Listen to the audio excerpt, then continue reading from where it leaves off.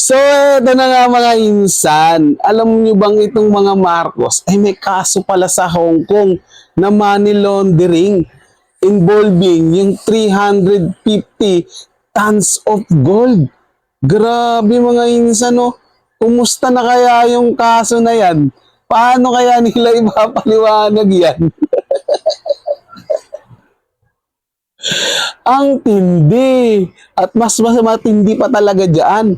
Meron silang 18 bank all over the world na merong 100 billion. Laking pera niya na. Payaman ng payaman. Ang bansa, pahirap ng pahirap. Akala ko ba ang mga Duterte ang dapat magpaliwanag?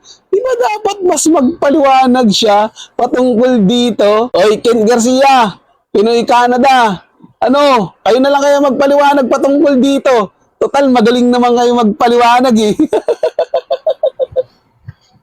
Pagdating sa kalokohan, sige nga, bigyan nyo ng paliwanag to.